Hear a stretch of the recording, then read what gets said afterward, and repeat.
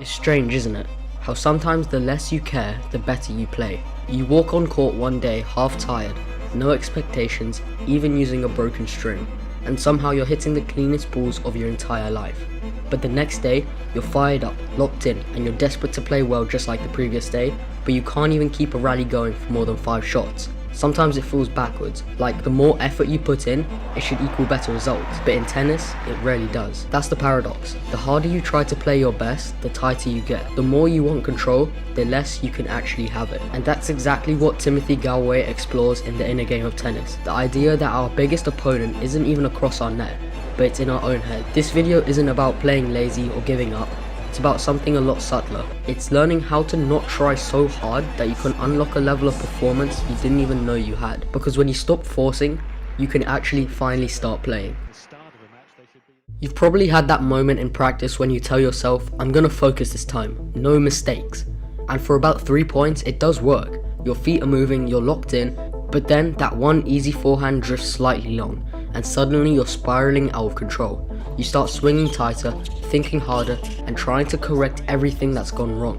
But the more you try to fix it, the worse it gets. The swing feels robotic, the contact point disappears, and you're not playing tennis anymore, but you're performing surgery on your own game while it's still moving. That's the trap of over-trying. It's the belief that effort alone can force results, but in the inner game of tennis, Gallwey calls this interference. The conscious mind tries to take over, and in doing so, it blocks the body, the part that actually knows how to hit the ball, from doing its job. So think about it, when you're playing your best, it doesn't really feel like effort, does it? You're not telling your wrist when to snap or your elbow when to bend, you're just reacting to whatever the ball does. And when you start trying, you're no longer trusting, but you're judging, analysing, and doubting. That's why so many players, even junior level ones, hit better in practice than in matches, because the moment it matters, they just start caring way too much. They grip their racket tighter, they think faster, and they forget how to simply hit a ball. Gallwey explains it like this: each player has 2 selves. Self 1, the thinker, their critic, and the voice that says don't miss, and self 2, the doer, the one that actually swings the racket. When you shank a forehand, self 1 immediately steps in and says keep your head still, shorten your backswing and bend your knees. And while it does sound helpful in the moment, what's really happening is interference. Self 1 doesn't trust Self 2 to perform, so it micromanages every single moment.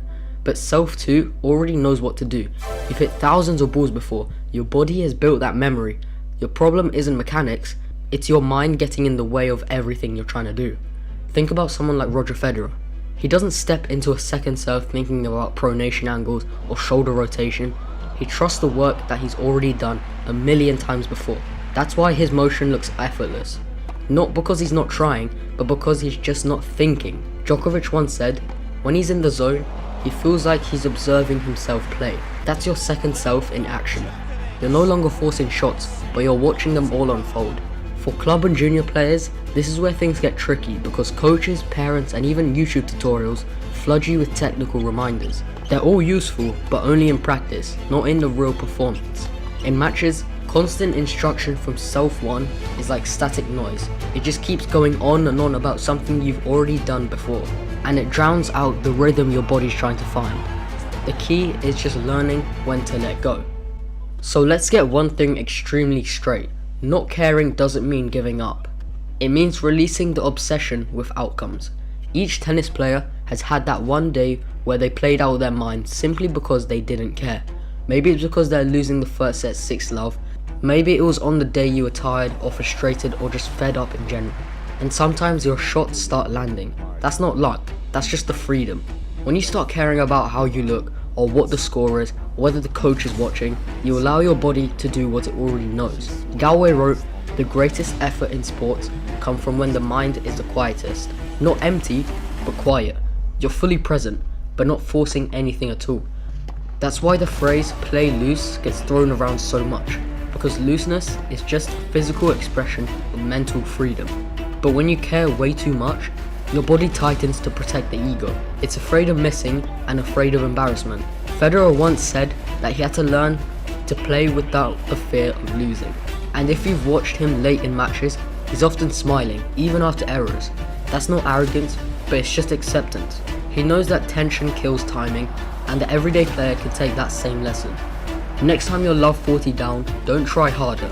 Maybe just breathe, loosen your shoulders, and see what happens when you stop caring about the result.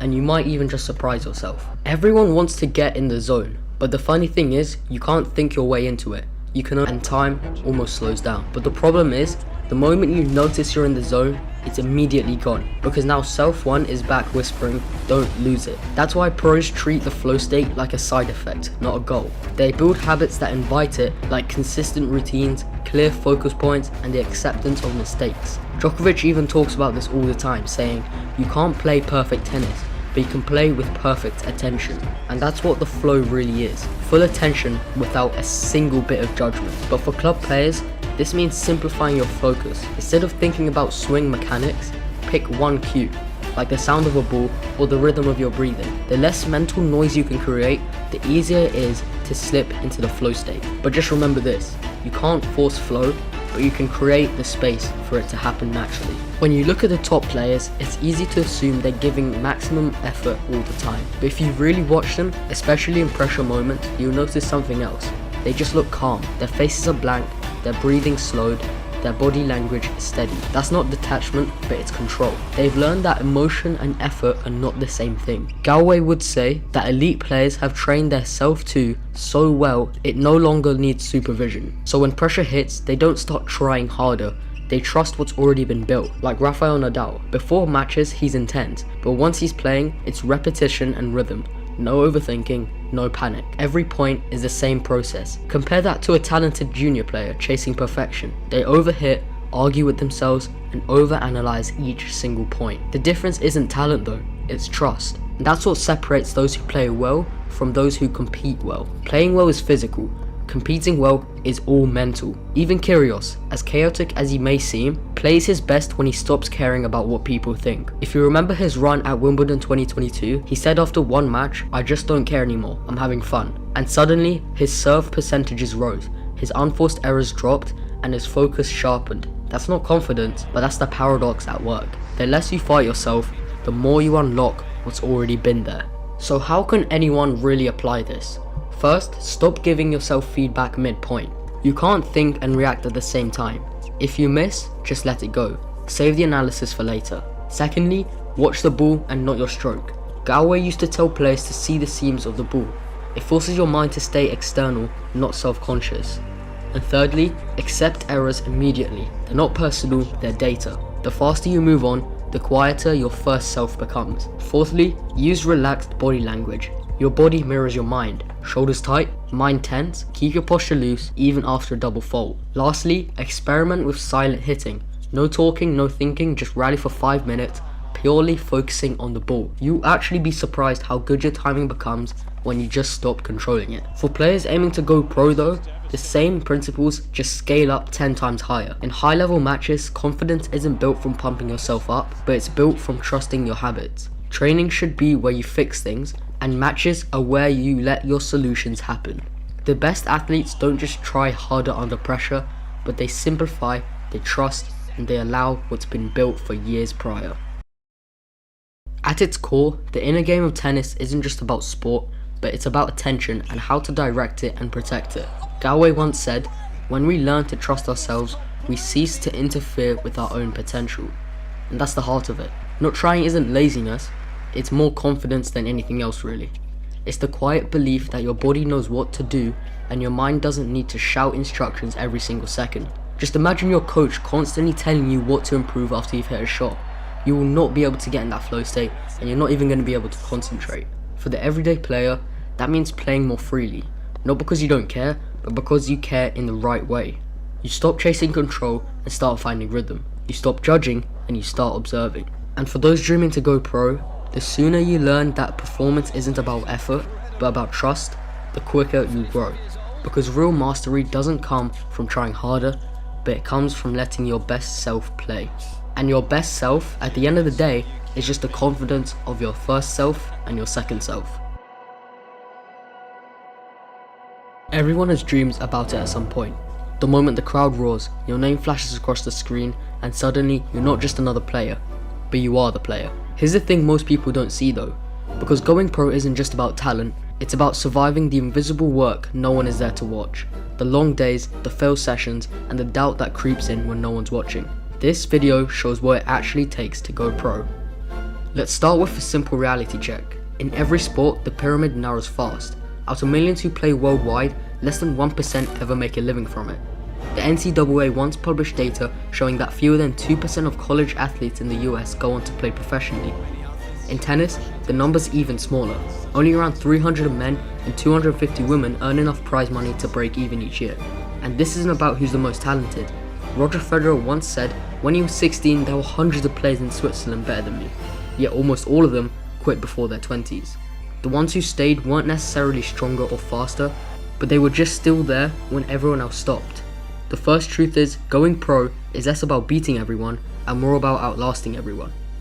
Every athlete says they work hard, but real hard work isn't what most people think. Take LeBron James. At 38, he spends more than $1 million a year on recovery, cryotherapy, private chefs, full-time trainers. That's not luxury, but that's survival. In elite sport, the smallest edge defines everything. Or think of someone like Mo Farah. Before he became an Olympic champion, he trained twice a day, every day for nearly a decade, often without any guarantee he'd ever earn from it.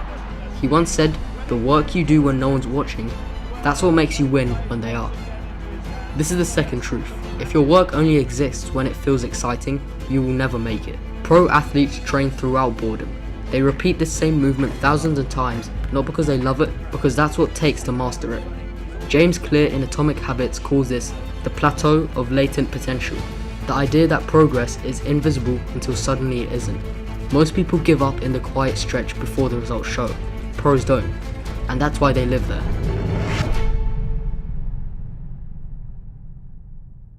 The mental side is where most athletes fall apart. It's not the physical pain that breaks you, but it's the identity crisis. Sports psychologist Jim Afremow in The Champion's Mind explains that top performers think in process and not the outcome. They don't train to win a match, but they train to master a moment. Every serve, every sprint, every breath is practice in focus. Federer talked about this too. He said you have to learn to love the process of losing. That sounds strange, but it's what separates professionals from everyone else. They don't attach self-worth to every result, but they use failure as feedback. It's the same for Serena Williams. Early in her career, she'd lose matches and then re-watch the footage that night, frame by frame, trying to find a single clue about what went wrong. That's mindset and not talent. Pros don't just have discipline, but they built their whole identity around it. They wake up as athletes before they even step on the court, the field, or the track. Here's the part that no one likes to talk about: money. Going pro isn't just about ability, it's about access. In tennis, travelling to enough tournaments to earn ranking points can cost more than £60,000 a year. In football though, academy systems cover most of that cost, but thousands of kids get released every season and never return back to the sport. In athletics, unless you're sponsored, you pay for everything: flights, hotels, and entry fees. That's why many talented athletes disappear before they're even noticed. It's not about their lack in potential, it's because they've run out of money, time, or even both. This is where family, coaches, and sponsors matter, because if you don't have these connections, you will not have stability. Every pro has a support system that absorbs failure when it hits. Kylian Mbappe's father once said that his job wasn't enough to make Kylian a star, but it was to make sure he never quit. That's what real support looks like. So if you want to go pro, don't just focus on training, but build a structure around you that keeps you going when everything else stops. Now let's talk about the actual roadmap, because every sport has a system. Rankings, divisions, leagues, but the pattern isn't always the same. Sometimes it goes competition, exposure, consistency. For example, in tennis, we have futures, challenges, and then the ATP Tour. For football, it's youth academies, lower divisions, and then top leagues. For track, it's local meets, nationals, and international circuits. The mistake most young athletes make is trying to skip stages. They think they need to get discovered, but pros don't get discovered. They get noticed after years of visible consistency. Malcolm Gladwell popularized the 10,000 hour rule in Outliers, but the real message wasn't about counting hours, it was about deliberate practice, the kind of work that targets your weakness until there are no longer weaknesses. Every athlete who made it has stories of years when nothing happened. No breakthroughs, no wins, just slow progress. That's the boring truth. You don't go pro in one moment, you just stop being an amateur one day because your level has quietly risen above it. But behind every pro career are sacrifices that don't make it onto highlight reels. You miss birthdays, relationships fade, you give up stability for uncertainty. You spend weeks on the road chasing small wins just to fund the next trip. Simone Biles once said, to be the best, you have to be the most selfish version of yourself, but for the right reasons. That's the trade-off. You give up your normal life so you can chase a version of yourself that barely even exists. Even someone like Novak Djokovic, who's won almost everything you can, still talks about how lonely this circuit can be. The feeling that never goes away, you just get used to it. So the question becomes, do you love the game itself or just the idea of what it can give you? Because only the first one survives. By now, you'll probably realize that talent is just the entry ticket. It gets you in the door and nothing more. The real cost of going pro is time, money, and identity. It's betting everything on a dream with no guarantees. But here's where the optimism lives. The process itself builds something no failure can take away. When you train with that level of intent, you build focus, resilience, and patience that transfer into everything else in life. Even if you never reach the top, you end up becoming the person who could have. That's the paradox of going pro. The outcome matters less than what the pursuit makes you. And sometimes that's the win in itself. So if you're watching this because you want to go pro, here's some things that you can actually do. Second, structure your week like a professional. Train at the same times every day, even if you don't have a coach. Treat sleep and recovery as part of training, not the reward after it. And third, build your support system. Parents, friends, mentors, people who keep you grounded and accountable, because you can't do it alone. And now decide if you're willing to keep going when no one believes in you, because that's the final test. You might never become a world champion, but if you chase this the right way, with discipline, focus, and respect for the process, you will end up somewhere that few people ever reach. Complete clarity about who you are and what you can endure, because that's what going pro really means. Not the contract, not the money, and not the fame. The person you become when you stop making excuses and start living like one. No one can truly master tennis. This might sound like an exaggeration or a poetic way of saying the sport is hard, but it's much more than that. It's the truth behind every champion's victory, because in tennis, mastery isn't something you can reach, but it's something that always seems to slip away the moment you think you found it. When you look at any sport, there's this shared illusion that someone, someday, will finally solve it. The player who understands every single weakness and every single pattern. In basketball, it might be Michael Jordan. On football, Cristiano Ronaldo. In swimming, Michael Phelps. But even those names, as legendary as they are, carry cracks within them. Records fall, styles change, and time reminds us that greatness doesn't mean perfection, it means relevance. But tennis takes that idea further than any other sport on earth, because tennis isn't about systems, teams, or strategy meetings, but it's about one person, alone on an open court, forced to face everything that the game throws at them. There's no coach whispering between points, no teammates to cover your mistake, and no timeouts to reset your mind. It's just you, a racket, and a ball that never bounces quite the same way. We like to think that the GOAT debate, Federer, Nadal, Djokovic, will give us a final answer, the ones who cracked it, but it truly will never do that. Because even if you count the numbers, the titles, or the matchups, the picture never settles. Each of them dominate a version of tennis that doesn't exist anymore. Each of them fell at some point to something they couldn't control, an injury, a surface, or a younger rival. The same thing happens outside of tennis too. Think of minds like Einstein or Graham Bell, people who shifted the world's understanding, and yet even they weren't final. Their ideas were built upon, challenged, expanded, and redefined. Greatness isn't a finish line, but it's a passing of the torch. That's what makes tennis such a perfect mirror of life itself, because every generation believes it's reached mastery, only to realize the game has moved on. Tennis feels like order, white lines, clear rules, and elegance. But the deeper you go, the more it feels like chaos pretending to be a structure. Each point starts the same, with a serve, a rally, and no 2 points are ever the same. One gust of wind, a fraction of a second, or one bad bounce, and your entire rhythm collapses, and you can't even control it. That's why the idea of mastery doesn't really hold up. You can prepare endlessly and hit 1,000 forehands in practice, but you still find yourself unraveling under the lights because one thing felt off. Your grip, your shoes, or your heartbeat. It could truly be anything. Roger Federer came closer than anyone to making it look easy. Between 2004 and 2007, he played a version of tennis that felt untouchable. He didn't just win, but he floated through the game like no one else could. His movement looked choreographed, his timing almost divine, and he could end a point from anywhere, no matter the player he's against, with shots that looked effortless but hid years of talented work. For many, that was mastery in itself, the game reduced to an art. But then Rafael Nadal appeared, younger, stronger and relentless. His topspin didn't just challenge Federer's backhand, but it tore through the very idea that grace alone could rule the sport. He wasn't there to outplay Federer, he was just there to outlast him because he knew he could do it. And he did. On the clay especially, he made the impossible look completely routine for him. Federer's perfection met something it couldn't quite contain. Chaos that didn't care for elegance. Nadal didn't care how he won the point, as long as he won it. But tennis didn't stop evolving. Novak Djokovic rose as the perfect counterpoint to both.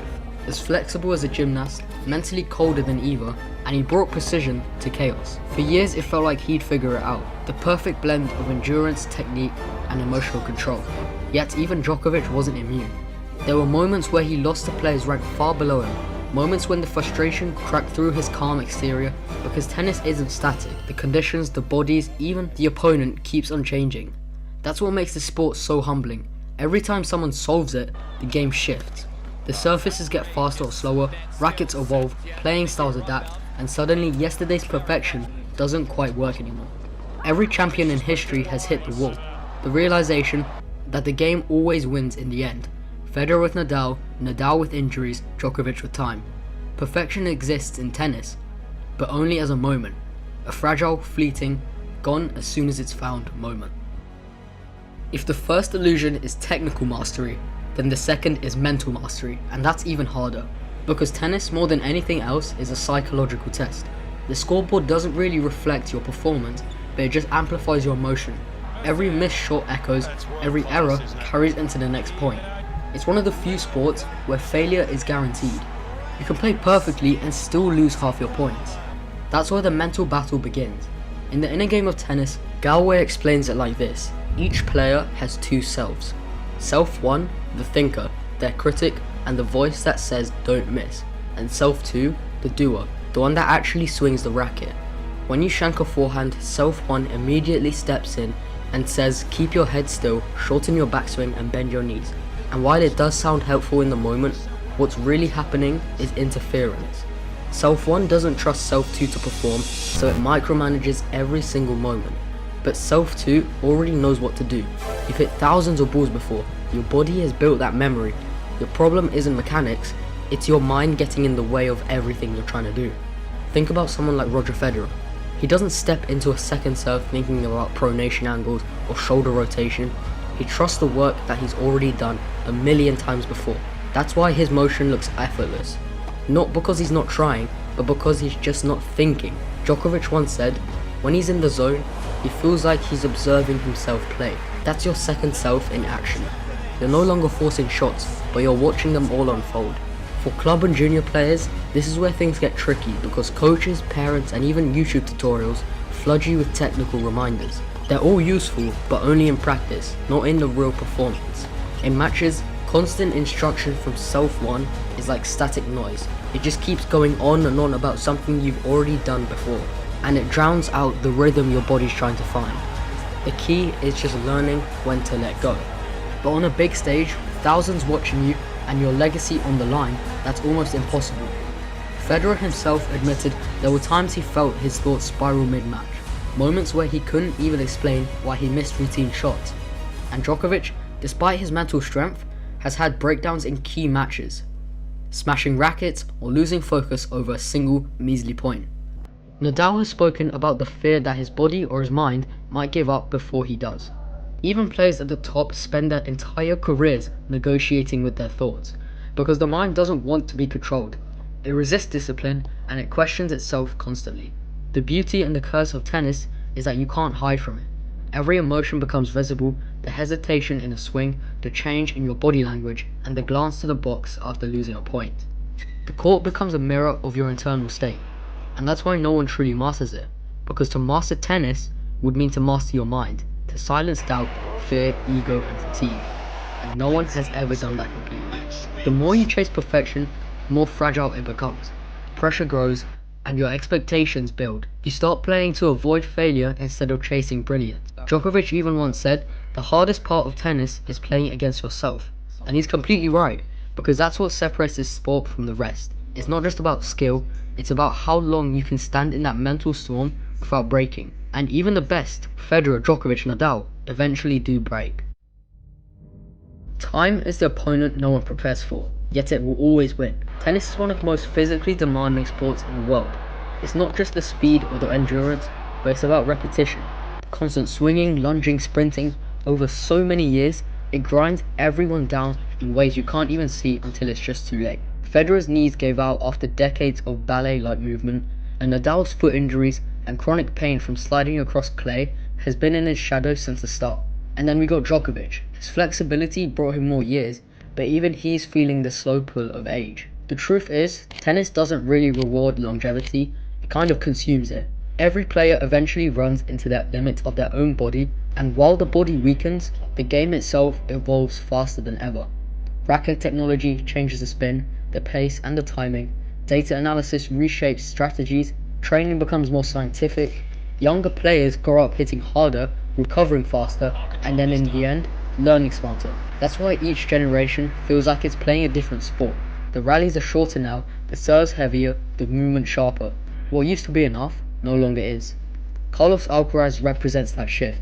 He's not just the next champion, but he's the next version of tennis. One who's learned from 3 decades of progress. He hits with Nadal's power, defends like Djokovic, and improvises like Federer. But the crazy thing is, he does this all at 20 years old. Every generation solves the one before it, then gets solved by the next. It's a cycle that keeps tennis alive, and keeps mastery impossible. No one ever stays on top forever, not because they stopped trying, but because the game itself won't even let them. And maybe that's where the beauty really lies. Tennis isn't about perfection, it's about the pursuit. The idea that you can keep chasing something you know you'll never quite hold. And every great player knows this deep down, that their best days won't last, and that the sport will eventually outgrow them.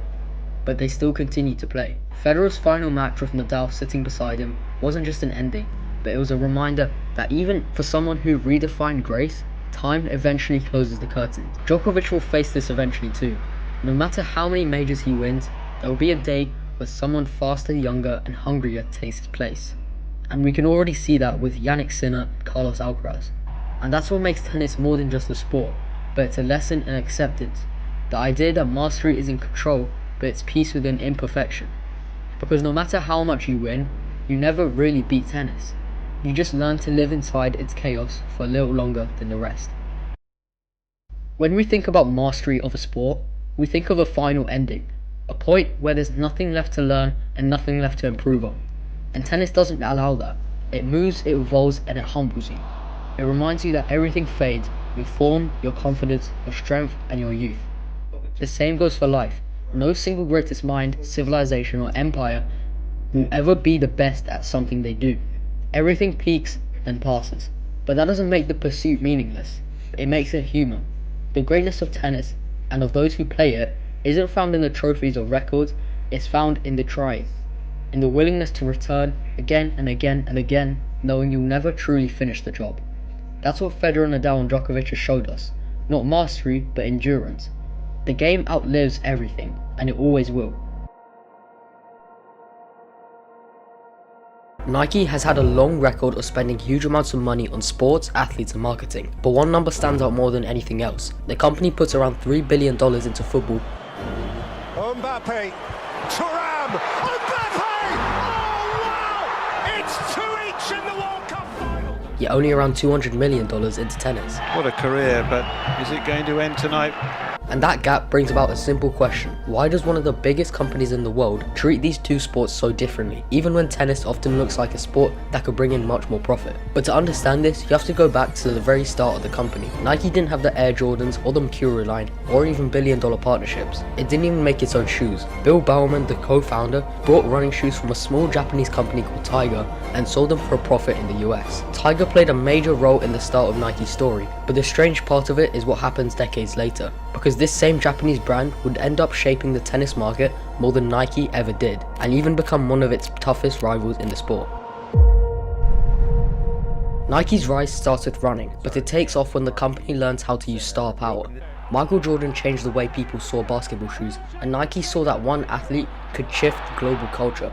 But the lesson Nike took from Jordan was simple: scale is everything. If a sport has millions of young fans who buy the same product, Nike will just invest more and more until it owns the entire space. This is exactly what happened with football. Nike pushed into national teams, big clubs, and star forwards who sold boots to an entire generation. The more boots sold, the more money Nike put in, and the loop just fed itself. But tennis never really fit this model. Tennis has 4 major tournaments, spread across different countries with a mix of private tours, independent events, and no unified league. Football has one clear path through massive competitions watched by billions worldwide. Tennis has a structure that splits attention and breaks any attempt at building one simple product line. Despite this though, Nike still tried. They signed big names like Agassi, Serena, Federer, Nadal, and now Alcaraz, but even with the biggest stars on the planet, the numbers didn't stack up in the same way. There were moments where tennis looked ready for a sharp rise, but Nike kept seeing that same issue. The sport didn't scale like football or basketball. And while Nike did expand across sports, something else grew quietly in the background. That same Japanese brand that Bowman once relied on was building its own identity, and it focused on a sport that Nike could never fully claim. Tennis has always been a mix of fashion, tradition, and individual stars. Lacoste built its identity on tennis, Fila became iconic on clay courts, and Adidas and Reebok, but the sport also saw brands fall after one unlucky deal. Because tennis sponsorships are just risky, one injury can ruin an entire campaign, and one early exit at a major tournament can weaken months of marketing. And since fans follow individual players rather than teams, brands often end up backing one person and just praying for the best. There are so many clear examples of this. Like Maria Sharapova's ban meant Nike lost one of its most profitable women athletes overnight. Del Potro looked like a future superstar, but then injuries took him out of the spotlight. And even Kyrgios had global attention, but he just struggled with consistency and his mindset. Federer's switch to Uniqlo cut Nike's visibility in half during some of the biggest matches of the decade. Tennis also saw brands leave after failed runs, because the sport demands so much money, patience, and tolerance, and taking into account the many sudden changes in a player's peak years, it doesn't look like a risk Nike's willing to take. And this takes us back to the company from the very beginning. Remember that Japanese brand that Bowman used to buy shoes from just to make a living? That company changed its name to ASICS, and today it dominates the tennis shoe sales. While Nike hesitates in the background, ASICS built trust with recreational players and professionals, becoming the default choice for anyone who wanted stable and reliable tennis shoes. So now the question just goes even stronger. If ASICS can take over tennis, why doesn't Nike fight harder to dominate that space?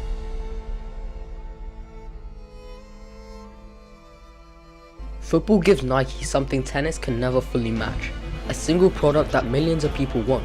The football boots sit at the center of the entire business. Kids, adults, and amateurs, even pros all wear them. And every big player wearing them in big matches drives sales at the scale tennis just can't reach. When Cristiano Ronaldo posted a new model, sales jumped. When Mbappe led campaigns for the last Mercurial line, shops saw a double in sale demand. When one athlete's moment becomes global, billions of people watching each match, Nike gets constant exposure without even spending extra money. But tennis doesn't really work that way. Even when Alcaraz wins a major, the shoes he wears doesn't really become a worldwide trend the next day. Fans look at rackets much more than shoes, and racket companies like Head, Wilson, and Babolat dominate the space. While clothes do sell, they sell really slowly, mainly because of how expensive they are. Another issue is the structure of it. Football gives Nike long seasons with weekly matches, but tennis spreads stars across 11 months with different tours and different levels of visibility, which makes marketing even harder to control. This doesn't mean tennis is weak, but it means the sport is scattered. And what makes Nike think twice before putting $1 billion into it is exactly this. But tennis has started to slowly shift. A new generation of stars are emerging, and with social media, it has brought players much closer to fans. The sport might be able to create something new and something that pushes Nike to invest even more. When you compare the money side by side, the numbers explain absolutely everything. Football has had a global audience of over 4 billion people, that's about half the world's population. It reaches every single continent, major tournaments draw hundreds of millions per match, and Nike sees mass attention and responds with mass spending. Tennis reaches around 1 billion viewers across a full year, which sounds strong, but the attention spreads across many events, tours and regions. There's no one single moment that matches the scale of the World Cup or the Champions League. And with the company putting roughly around $3 billion into football, that covers national teams, elite clubs, star players and huge campaigns. It also pays for research behind new boot lines that sell tens of millions of pairs each year. Tennis receives roughly $200 million from Nike per year, and when you combine athlete deals, adverts and event spending, the money covers only a few top players, limited event marketing, and steady but controlled product development. Tennis shoes sell in the low millions yearly, and the gap between millions and tens of millions creates that financial divide Nike just can't overcome yet. And here's the key part: while Nike holds back, ASICS is just moving forward and forward each time they resist. The same small Japanese supplier from the start now has one of the most trusted tennis shoes in the entire world. Many top pros wear them, recreational players rely on them. Nike watches a smaller company run a sport that once seemed within its reach. Now picture this. Imagine if the story shifts. Imagine an alternate world where Nike decided to put serious money into tennis. Look at the peak of Federer years from 2006 to 2009. Imagine if Nike built a whole tennis identity around the calm style and perfect footwork he showed on every single court. It would have clean designs, worldwide marketing, and dedicated shoes that mirrored the influence of the Jordan brand. Tennis would have been looking completely different from what it is today. Then think about Nadal on the clay seasons. Nike could have shaped a full line based on strength, endurance, and the raw force he showed on red clay each year. Kids worldwide might have grown up with a Nadal designed shoe line in the same way they follow the Mercurial boots. Or even look at Serena Williams. She already gave Nike global visibility, but imagine a deeper push. Strong campaigns on equality, power and style could have reshaped the entire look of tennis. But now none of this happened at the scale it could have. Nike saw the limits, and tennis could not match football's audience or basketball's sneaker culture. The company stayed cautious, and in that space, ASICS and many other brands stepped in to take what Nike never fully wanted. Yet the future may not be as fixed as it seems already, because young fans follow personality more than tournaments now, with Alcaraz and Sinner having a huge digital reach. Coco Gauff is becoming one of the most influential athletes in the US, and the Unified Tennis Netflix series brought in many new fans. In the past few years, tennis has been entering a period where stronger marketing becomes possible. And if that does happen, Nike will have to choose whether the sport is worth $200 million or $3 billion. In the end, Nike didn't even ignore tennis.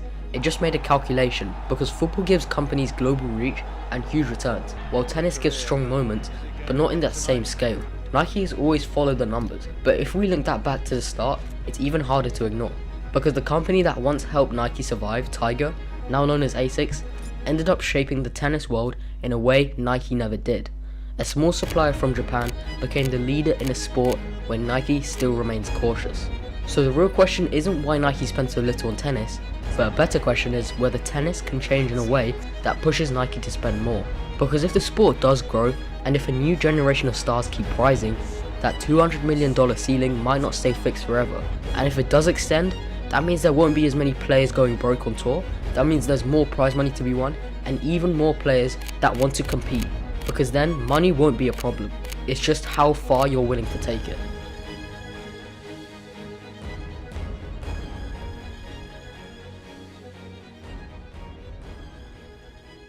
I appreciate you guys watching so much. It would mean a lot if you liked and subscribed, and join my private tennis Discord in the pinned comment below.